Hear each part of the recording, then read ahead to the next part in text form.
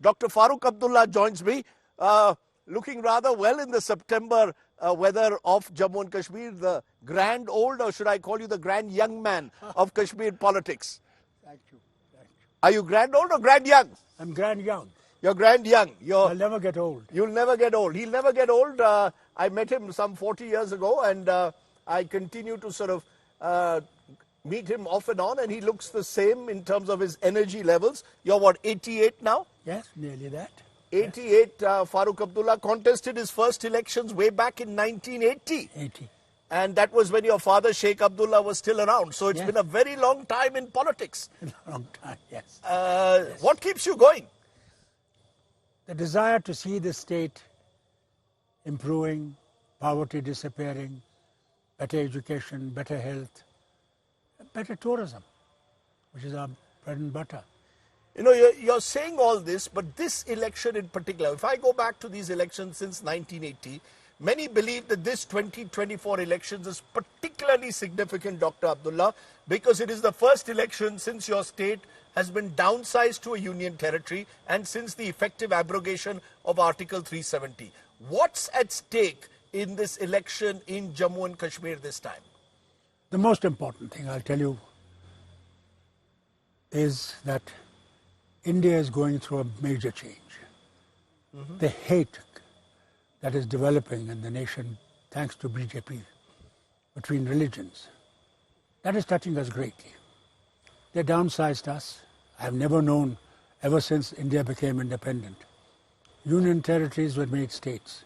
No state has ever been made union territory other than Jammu and Kashmir, and divided into two parts.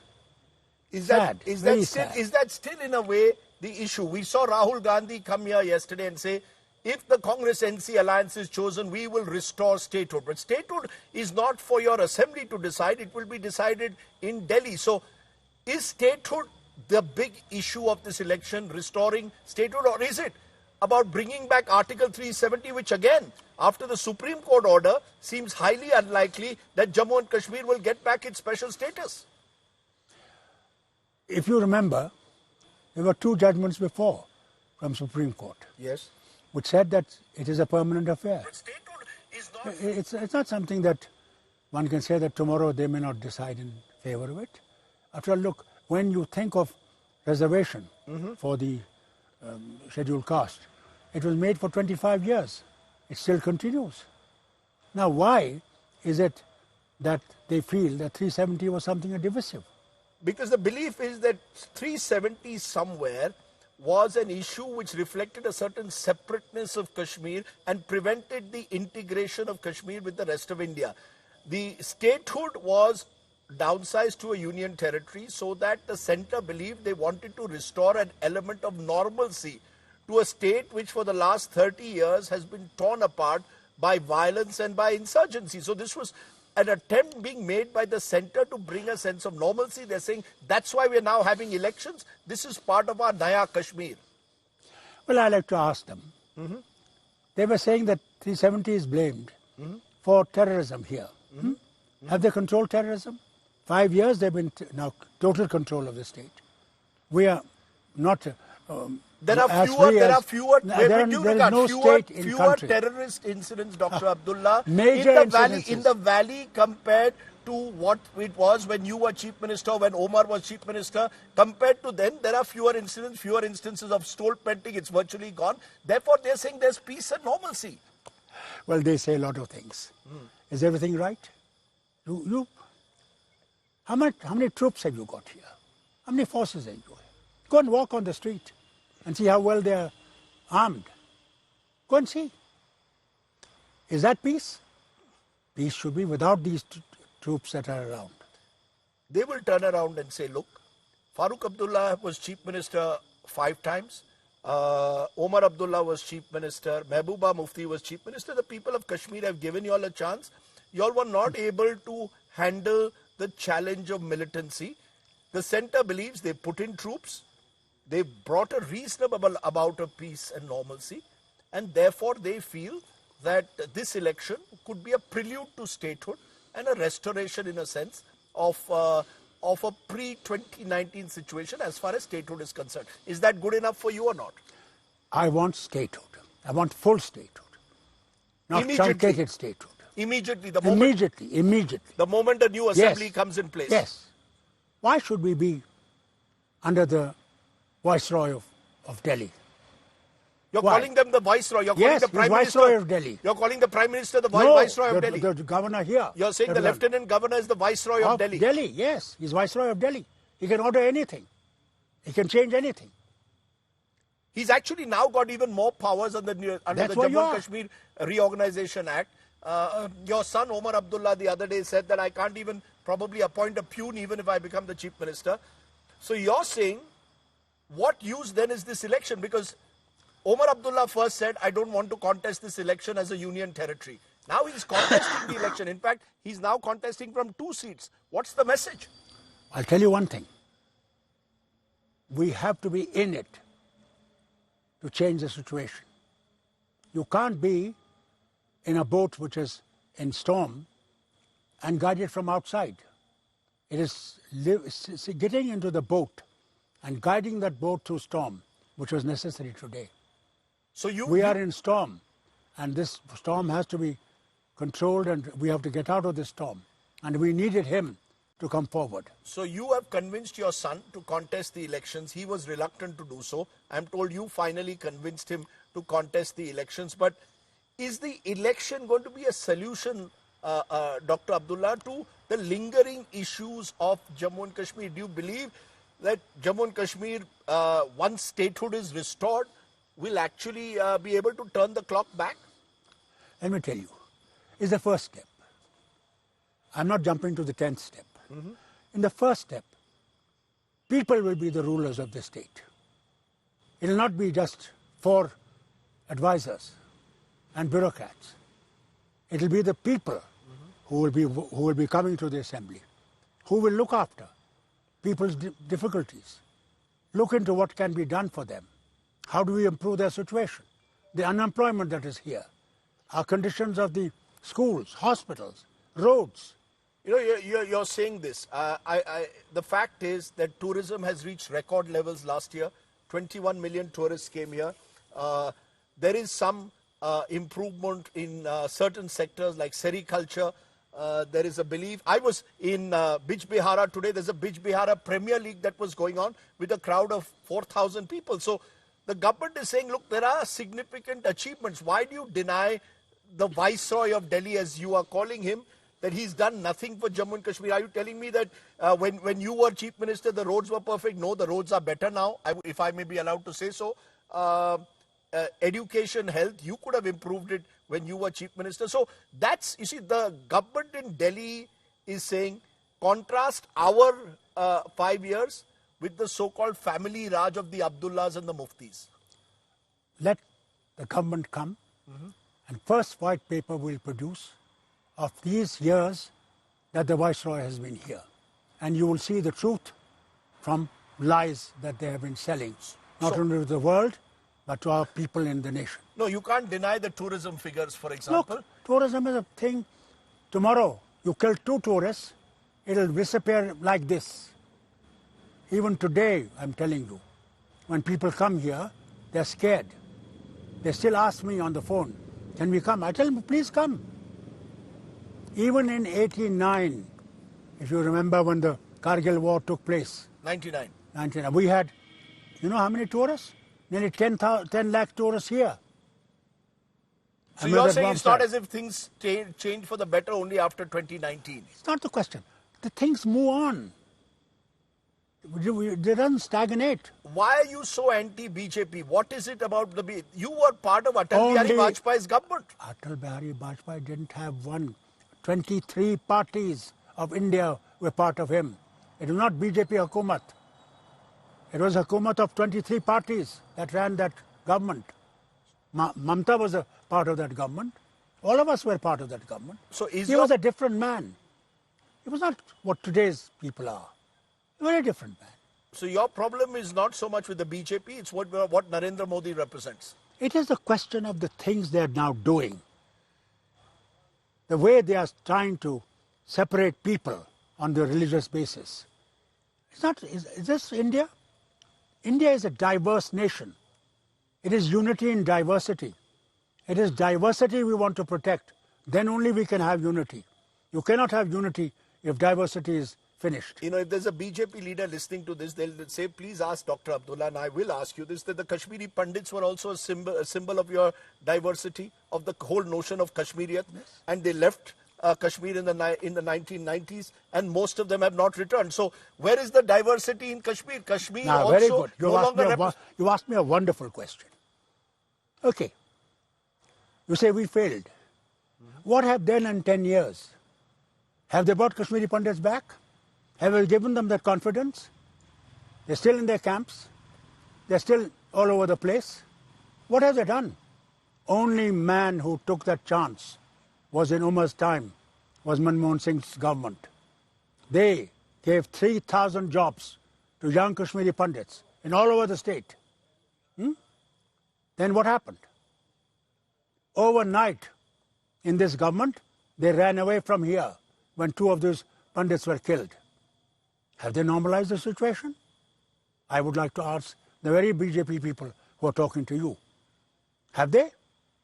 Has there done anything much for them? The worry, of course, is that terror, the locus has shifted to Jammu. The higher reaches of Jammu is where we are seeing terror attacks taking place. Is your worry that as we enter this critical phase of the election, there will be attempts made by elements from across the border in Pakistan to once again try and strike terror? Or are you confident that the people of Kashmir will come out and vote in large numbers? Certainly in the Lok Sabha elections, we saw a much higher turnout than we've seen in the last 2 decades in Kashmir. Is that a good positive sign or not? I think we'll have a very good people coming out because they hated what they have done. And they want to prove themselves that their vote can change things here. And I'm quite confident they will come out. So you're saying the vote this time will be a vote against what happened on August 5th, 2019? Yes, it will. It will. Why have you tied up with the Congress though? Because there seemed to be some element of division on the ground here in the valley between Congress and the National Conference. Your agenda, for example, you want to revive autonomy. You want to go back to your autonomy resolution. You want to restore Article 370. The Congress is completely unwilling to talk on autonomy. They seem to have pushed Article 370 on the back burner. They're talking of statehood. Is this simply the desperation of Congress and NC come together to defeat the BJP at all costs? ये जो आप ये एक तरह से what you said yesterday, ये मजबूरी एक तरह से है या जरूरत है? Is it मजबूरी या जरूरत? मजबूरी नहीं है, ये जरूरत है हम सब के लिए. हम लोग तो पाकिस्तानी कहते थे ना, खालिस्तानी कहते थे, अमेरिकन एजेंट कहते थे, क्या हम थे अमेरिकन एजेंट? हम पाकिस्तानी थे, मगर एक बनाया गया सारे देश में, फैलाया गया, मुसलमानों पे उंगलियां उठाई गई, इसलिए जरूरी था. Congress has its own problems. We don't understand. They're a nationalist party, and we welcome their ways of life about what they're doing. But in this state, we wanted to prove that both of us exist as a secular party to guide this state forward. Can both of you bridge the gaping divide between Hindu-dominated Jammu and Muslim-dominated Valley? Isn't that the real big challenge for any government that comes to power? I think, inshallah, we are hopeful. How? How will you do that? How will you bridge? Because the feeling is the BJP will dominate Jammu, National Conference and Congress may get a majority of the seats in the valley, but that will again lead to a potential hung assembly. How are you so sure? Have you got a Aladdin's lamp that is telling you that Jammu will vote for BJP? How are you so sure? The elections are not held. What gives you that kick? Well, that's what's happened in recent elections, including in the Lok Sabha. Don't worry about recent elections. When it comes to state elections, it's a different matter. Those people feel their lands have gone, their jobs have gone, everything is gone. They can't pick a piece of sand from the river. The contractor is outsider. All contracts are given to outsiders. Do the people not see that? Even person working are brought from outside. How do the people in Jammu feel about it? Do you think they don't realize this? Their boys and girls are fully educated and can't get even a peon's job? There's also a feeling, though, in the valley itself that there are other forces now emerging. There is talk of even the Jamaat contesting the election this time. There's engineer Rashid, who's in jail, but is putting up candidates, and many believe he might capitalize on the separatist sentiment. So could you have an election that ends up creating more chaos with a potentially fractured verdict, and that could lead Jammu and Kashmir once again into, create an element of instability, Dr. Abdullah? No, there'll never be instability. The days of those people who want to bring Pakistan here are over. It's not going to happen. Say that again, the days of bringing people back from, the day of Pakistan trying to interfere in the affairs of Jammu and Kashmir are over. Question is, no more. You go and talk to the people. They won't accept it. No, no more.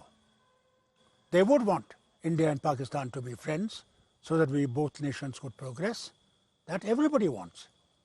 But the Azadi sentiment has lowered. Definitely. Where are we going to go? Azadi. Are we going to join China? Are we going to join India, Pakistan? Where is Azadi going to take us? There's no question of Azadi. We are, Dr. Abdullah, as we conclude, just about over 4 weeks away from the election verdict. Is the National Conference eyeing the chief ministership, or what is your deal with the Congress party? Is it that this will be power sharing? You've kept the PDP, Mehbooba Mufti's party, out of your India alliance, even though you all had in 2019 come together, all the Valley parties, in a Gupkar alliance.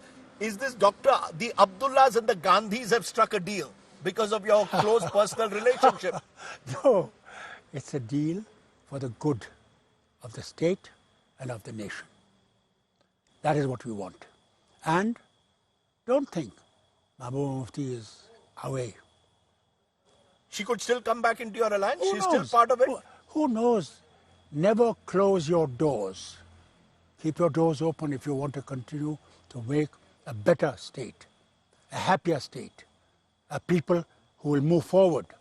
As I said, I've been interviewing you since the early 1990s, and now we are in 2024.